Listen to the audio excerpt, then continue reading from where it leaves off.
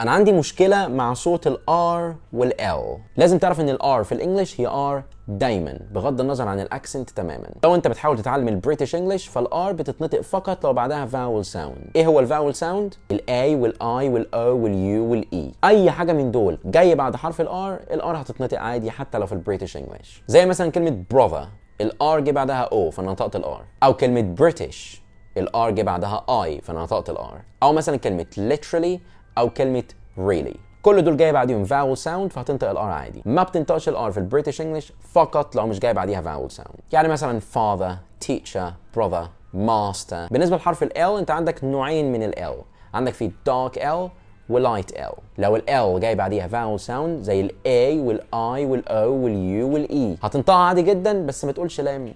بلاش لام. الناس بتقول لام بدل L. يعني مثلا كلمة زي كلمة million هي مش مليون هي million. كلمة زي كلمة land مش land. كلمة زي كلمة play مش play. كل ده أنا قلت فيه ال L كده L ما قلتش لام. طبعا لو ال L ما جاش بعديها vowel sound زي اللي أنا قلت لك عليهم من شوية هتنطقها ك dark L. dark L ما بتخليش لسانك يلمس بقك من فوق خالص. يعني بتقول people, beautiful, helpful, myself, literally. ده النطق الصحيح لل R وال L. انت اكيد برضه صاحبي عندك مشكله في الانجليزي وبتحاول تحلها ومش عارف. عشان كده انت هتعمل فولو وهتكتب لي المشكله بتاعتك في الكومنتس عشان اشرحها لك في الفيديو الجاي.